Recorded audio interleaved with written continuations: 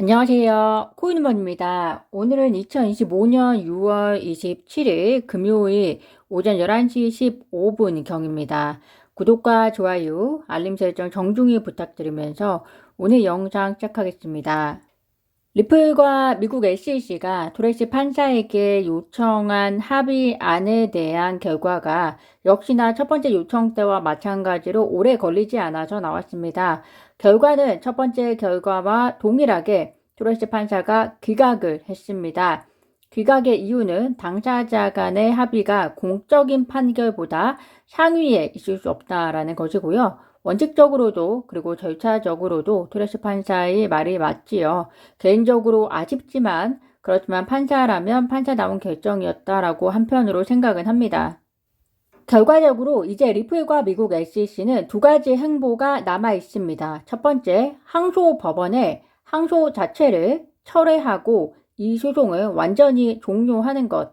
두 번째, 항소를 진행해서 판결을 다시 받아보는 것. 이렇게 두 가지가 남아 있습니다. 두 가지 가능성 중 무엇이 더 높은 가능성을 가지고 있는가? 그것은 리플과 미국 SEC만이 알고 있겠지만 전문가들은 첫 번째 옵션, 즉 리플과 미국 SEC가 각각의 항소를 철회하고 소송을 완전히 종료하는 방향으로 갈 것 같다라는 것이 지배적인 분석입니다. 그렇다면 만약 리플과 미국 SEC가 항소를 철회하게 되면 리플의 미국 내 기관 대상 XRP 사업은 어떻게 되는가? 이것은 리플의 최고 법률 책임자의 말에서 힌트를 찾아 볼 수 있을 것 같습니다. 토레스 판사의 결정이 나왔는데 리플의 최고 법률 책임자가 아무 말도 하지 않는다는 것은 말이 안 되겠죠. 보시는 바와 같이 알데루트 스튜어트는 이렇게 말합니다.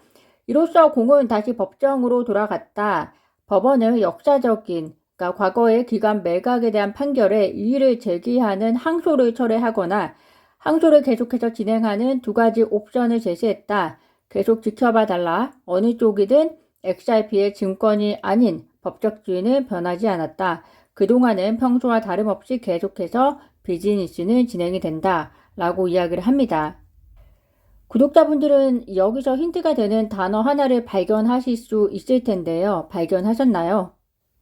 바로 히스토릭이라는 단어를 썼습니다. 즉, 이 말은 과거에 이루어진 리플의 기관 대상 XRP 판매를 이야기하는 것으로서 리플은 벌금 1억 2,500만 달러뿐만이 아니라 리플의 미국 내 기관 대상 XRP 사업 금지 역시 과거 형태의 비즈니스로 한정하고 있다라고 우리가 해석해 볼 수 있습니다. 그 말은 즉 미국 SEC가 문제 삼았고 또 이로 인해서 벌금이 내려졌던 형태의 리플의 비즈니스 방법은 현재는 진행이 되지 않고 있고 리플은 미국 SEC가 기소한 순간 이후부터는 비즈니스의 형태를 바꾸어서 미국 내 기관 대상 사업을 진행하고 있기 때문에 지금 사업과도 무관하다는 것으로도 리플은 현재 한정지어서 해석하고 있는 것으로 보입니다.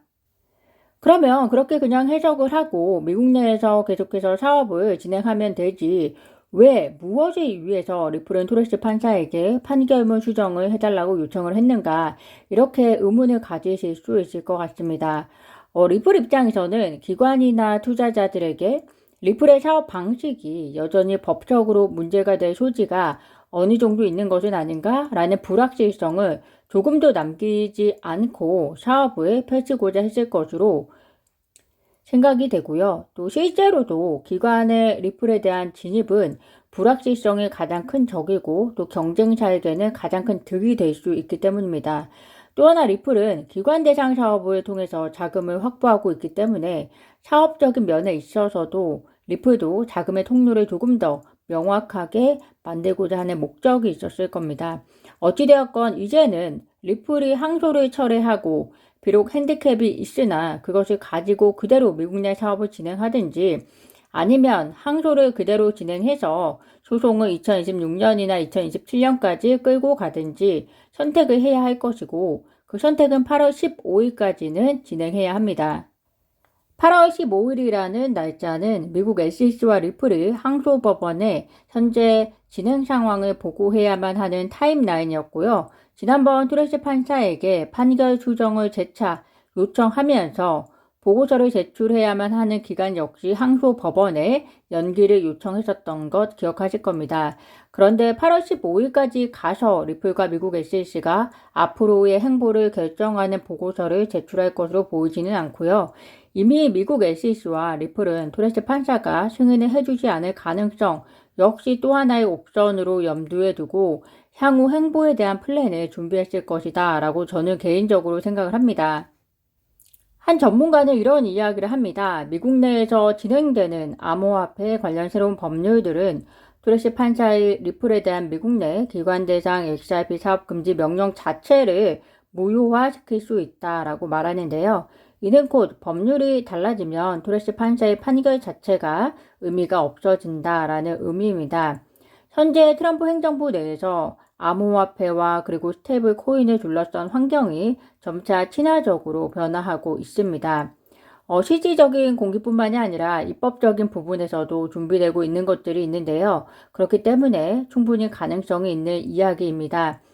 이러한 변화가 결국 기존의 전통 금융기관들에게 암호화폐 사업으로 진입에 있어서 기회를 줄 것인지 아니면 리플과 같은 미국 내 전통 암호화폐 기업들이 함께 사업하기 좋은 구조와 기회가 될 것인지는 지금부터 또 리플의 움직임을 통해서 함께 분석해 나가야 할 것 같습니다.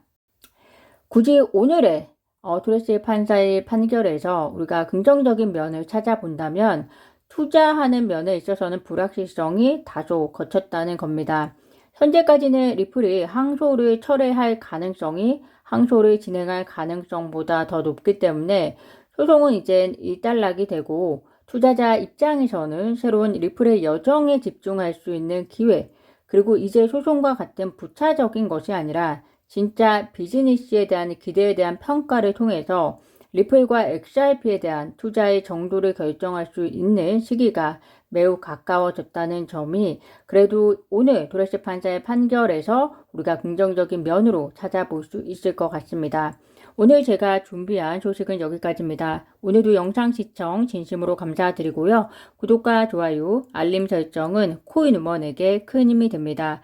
감사합니다.